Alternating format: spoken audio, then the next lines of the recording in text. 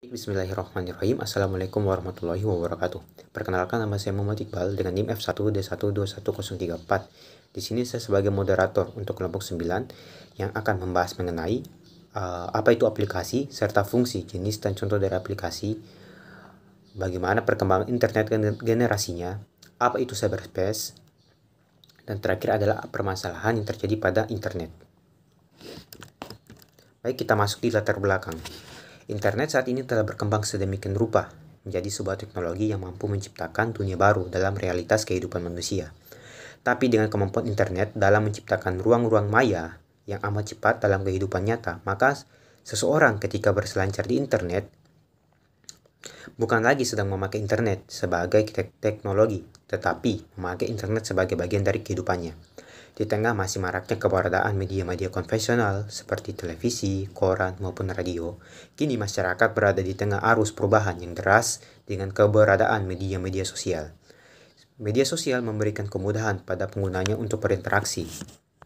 Dunia maya atau cyberspace merupakan media elektronik dalam jaringan komputer yang banyak dipakai untuk keperluan komunikasi satu arah maupun timbal balik secara online.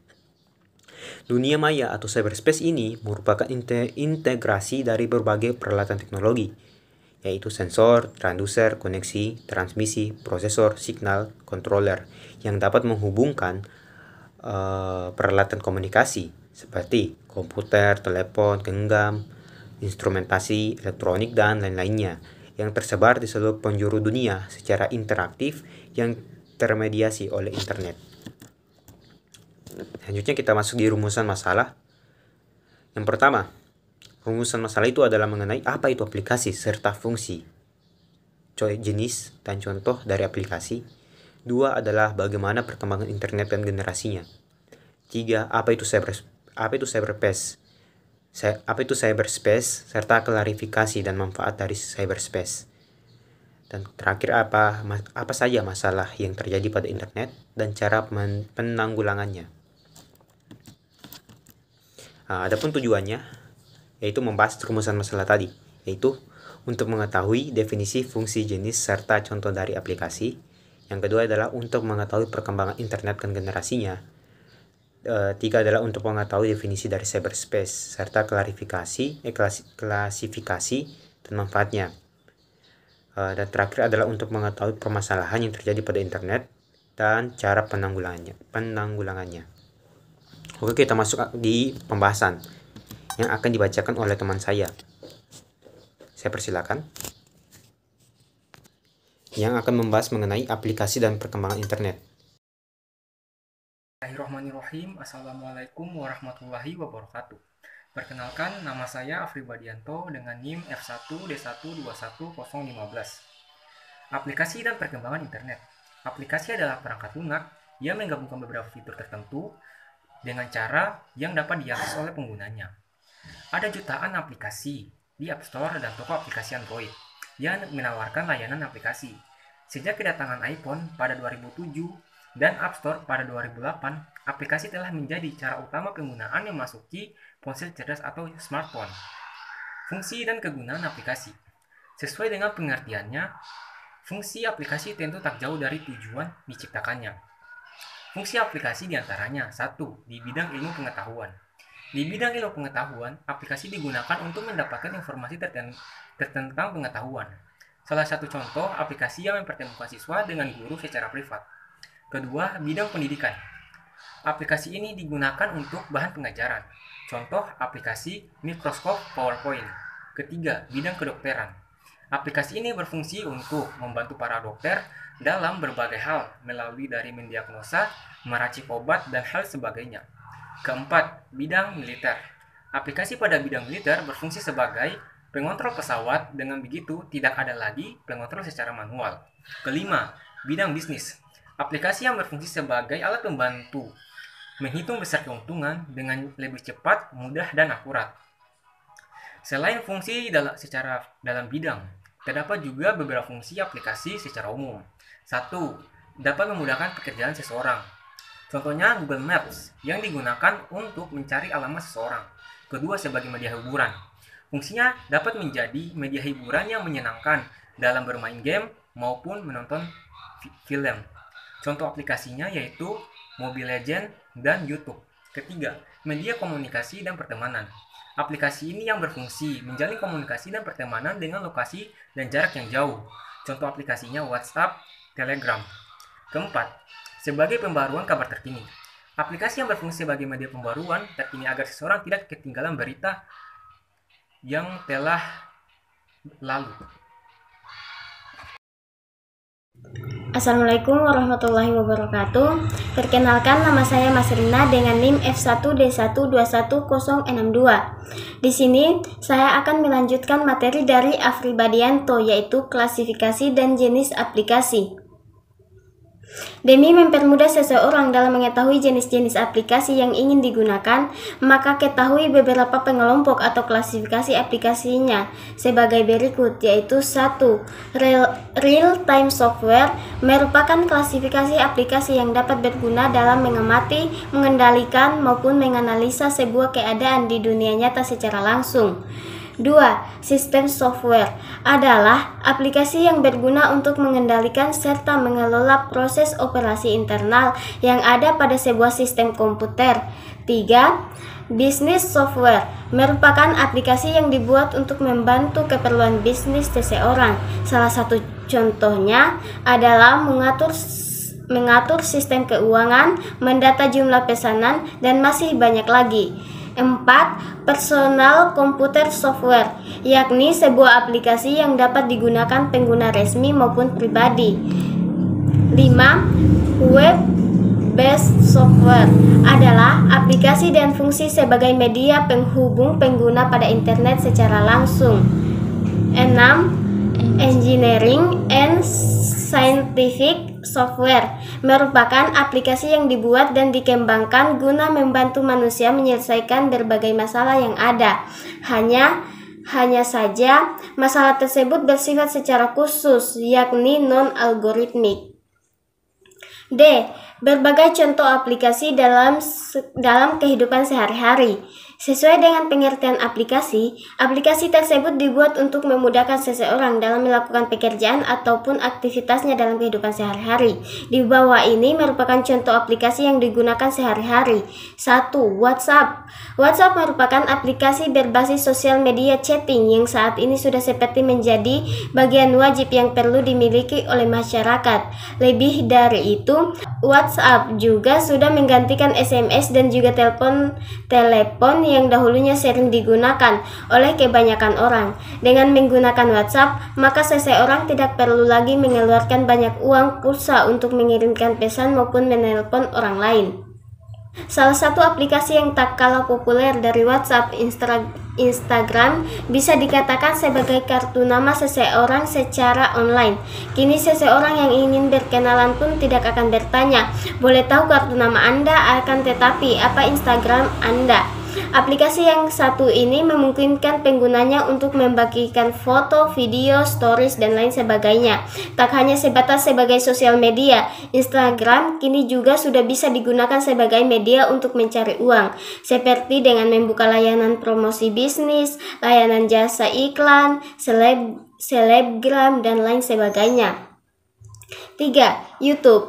Satu lagi aplikasi yang cukup familiar di kalangan masyarakat. YouTube merupakan aplikasi yang dapat digunakan untuk membagikan video. Saat ini sendiri, YouTube bisa dijadikan sebagai media untuk mencari uang dengan menjadi seorang YouTuber. Sekian dari saya, terima kasih. Itu dia tadi pembahasan mengenai aplikasi dan perkembangan internet. Padanya saya ucapkan banyak terima kasih. Selanjutnya kita masuk di internet dan generasinya yang akan dibahas oleh teman saya. Bismillahirrahmanirrahim. Assalamualaikum warahmatullahi wabarakatuh. Perkenalkan, nama saya Sarina dengan NIM F1D121073. Di sini saya akan menjelaskan mengenai sejarah perkembangan internet dan generasinya. Perkembangan teknologi dari tahun ke tahun terus mengalami perkembangan yang maju. Salah satu perkembangan teknologi yang kemajuannya cukup pesat adalah internet. Mungkin kita pernah merasakan sulitnya komunikasi saat belum menggunakan internet. Komunikasi menjadi lebih sulit kalau jaraknya cukup jauh. Setelah kemunculan internet bagi pengguna telepon seluler, komunikasi menjadi lebih mudah. Perkembangannya pun bertahap. Dimulai dari yang pertama, First Generation atau biasa dikenal dengan 1G, yaitu generasi pertama dari jaringan seluler. Ini menjadi awal mula dari berkembangnya jaringan seluler. Karena jaringan ini masih awal, maka jaringan seluler 1G masih sederhana. Jaringan seluler ini masih dapat digunakan untuk komunikasi suara. Perkembangannya dimulai pada tahun 1981 di Jepang dan penggunaannya pun masih sedikit. Yang kedua yaitu Second Generation atau 2G. Generasi kedua ini cukup terkenal dan masih beroperasi sampai sekarang. Nama beacon dari jaringan ini adalah Global System for Mobile Communication atau GSM.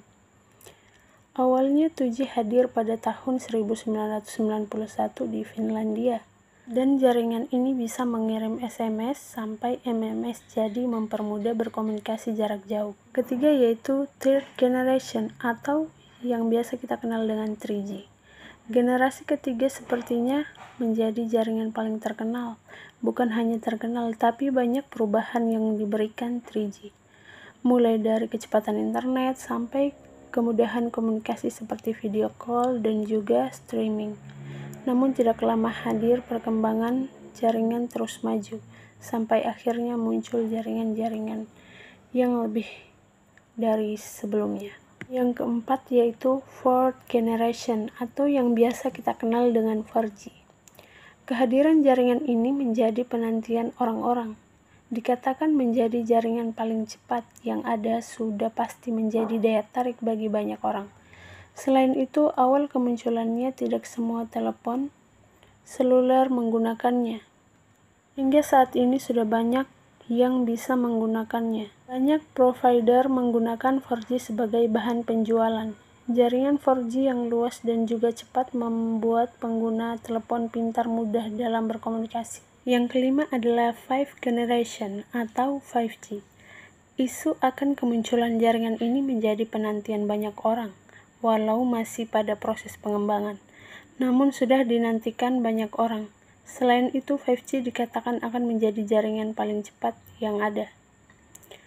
Lalu fakta lainnya mengatakan jaringan ini dikembangkan oleh vendor teknologi ternama dunia. Itulah tadi pembahasan dari internet dan generasinya. Kepadanya saya ucapkan banyak terima kasih. Selanjutnya kita masuk di cyberspace. Nah, kepada teman saya persilakan. Baik, terima kasih kepada moderator yang telah memberikan kesempatan kepada saya. Perkenalkan, nama saya Abdul Rizka dengan NIM F1D121002. Saya akan menjelaskan mengenai materi cyberspace.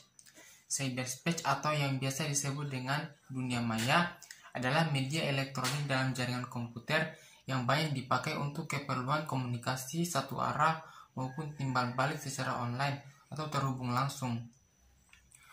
Dunia maya merupakan integrasi dari berbagai peralatan teknologi komunikasi dan jaringan komputer seperti sensor, transducer, koneksi, transmisi, prosesor, signal pengontrol yang dapat menghubungkan peralatan komunikasi seperti komputer, telepon genggam, instrumentasi elektronik, dan yang lainnya yang tersebar di seluruh penjuru dunia secara interaktif. Cyberspace juga dapat diartikan sebagai suatu imaginary location atau tempat aktivitas elektronik dilakukan dan juga menjadi sebuah mesi virtual yang terbentuk melalui komunikasi yang terjalin dalam sebuah jaringan komputer atau interconnected computer network. Asal-usul istilah cyberspace dunia pertama kali muncul dalam seni visual di akhir tahun 1960-an ketika seniman Denmark Susanne Ussing dan pasangannya arsitek Carsten Hoff menyebut diri mereka sebagai atelier cyberspace. Di bawah nama itu mereka membuat serangkaian instalasi dan gambar yang berjudul ruang sensorik yang didasarkan pada prinsip sistem terbuka yang beradaptasi dengan berbagai pengaruh seperti gerakan manusia dan perilaku baru material. Secara umum dan fungsinya, cyberspace dapat diklasifikasikan menjadi dua bagian, yakni satu, Cognitive Information Cyberspace atau CIC, yang di dalamnya terdapat informasi cyberspace atau IC. berguna untuk menyampaikan dan menyajikan segala bentuk informasi di dunia maya. Yang kedua, Cognitive Communication Cyberspace atau CCC, yang di dalamnya terdapat Communication Cyberspace atau CC berguna sebagai media komunikasi di dalam dunia maya. Manfaat dari cyberspace yaitu: 1. Menghubungkan orang dengan komputer, contohnya remote connection untuk pengecekan terhadap sekian banyak server yang tersebar di beberapa tempat kota dan negara. Yang kedua, menghubungkan komputer dengan komputer, contohnya yaitu remote connection terhadap setiap PC yang terhubung dengan jaringan LAN di network tertentu. Yang ketiga, menghubungkan orang dengan bank, contohnya yaitu internet banking. Yang keempat, menghubungkan orang dengan orang, contohnya yaitu surat menyurat atau yang biasa disebut sebagai email. Yang kelima, menghubungkan orang dengan profesional bidang tertentu, contohnya yaitu dalam dunia medis. Sekian presentasi dari saya kembalikan ke moderator. Nah, itulah pembahasan mengenai cyberspace. Kepada saudara, saya ucapkan banyak terima kasih. Selanjutnya kita masuk di pembahasan terakhir, yaitu tentang masalah internet. Kepada teman, saya persilakan. Perkenalkan, nama saya Rahmawati dengan NIM F1D1 21072. Baik, saya akan menjelaskan materi tentang masalah internet. Masalah internet dalam dunia pendidikan dipengaruhi oleh beberapa faktor. Faktor yang pertama yaitu permasalahan dalam memanfaatkan segala teknologi hasil karya masyarakat barat. Produk-produk teknologi yang sampai ke tangan masyarakat dunia umumnya menggunakan komunikasi bahasa Inggris, sehingga menyulitkan bagi para pengguna seperti mahasiswa Indonesia yang jurnal ilmiah umumnya masih memiliki kemampuan rendah dalam bahasa asing. Sedangkan banyak informasi-informasi dan ilmu pengetahuan direkayasa dalam bahasa internasional tersebut. Faktor yang kedua yaitu keterbatasan informasi dan ilmu pengetahuan dalam bahasa Indonesia, menjadi salah satu penyebab rendahnya penggunaan internet di dalam negeri. Kesadaran masyarakat Indonesia untuk berbagi ilmu pengetahuan masih sangat rendah dibanding di luar negeri. Informasi masih dianggap suatu hal pribadi dan berharga yang mahal yang tidak dapat diakses oleh seluruh orang, menjadikan pengetahuan hanya berkembang untuk diri pribadi dan komunitas tertentu saja. Faktor yang ketiga adalah kendala mahalnya biaya untuk menggunakan internet di dalam negeri. Untuk mengakses internet pribadi dengan menggunakan jaringan telepon milik pemerintah, seseorang harus mengeluarkan biaya hampir 10.000 per jam sehingga membatasi pemanfaatan internet tersebut. Solusi ini dapat dipisahkan dengan menggunakan internet pada warung-warung internet dengan biaya yang lebih murah, antara 2.000 sampai 3.000 rupiah per jam. Namun masih saja terlalu mahal untuk seorang mahasiswa apabila harus menggunakan dalam frekuensi tinggi. Faktor yang terakhir yaitu permasalahan dari tenaga pendidik itu sendiri yang masih belum siap menggunakan teknologi internet dalam proses pengajarannya akibat kurangnya kemampuan dosen dalam bidang ini. Seorang dosen tidak akan pernah menyarankan kepada mahasiswa memperkaya wawasan dengan fasilitas internet akibat kekurangmampuannya sendiri. Dampak akhir yang terjadi, mahasiswa tidak akan termotivasi untuk mengembangkan diri jika dosen tidak pernah menyarankan pemanfaatan sumber ilmu non-formal tersebut. Masalah-masalah internet juga beberapa masalah internet, yaitu yang pertama masalah pada jaringan komputer akibat kerusakan pada kabel konektor, yang kedua masalah jaringan karena virus komputer, yang ketiga masalah jaringan karena kegagalan sistem, yang keempat masalah jaringan akibat connection errors dan network connection. Masalah yang kelima yaitu masalah pada jaringan komputer akibat kesalahan VPN. Sekian dari saya, terima kasih.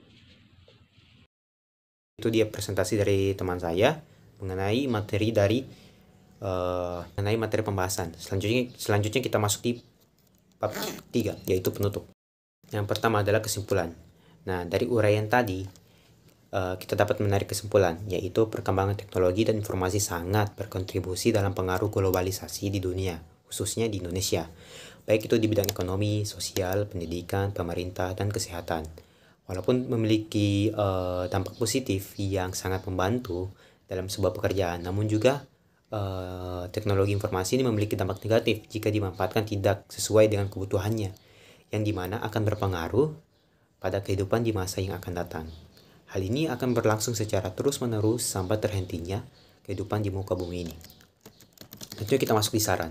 Saran saya sendiri, saran dari kelompok kami adalah semakin cepat perkembangan teknologi informasi dan komunikasi menuntut manusia untuk mencoba membuat perubahan di segala jenis kehidupan, yang dimana tujuannya untuk mencapai hasil maupun kondisi yang terbaik.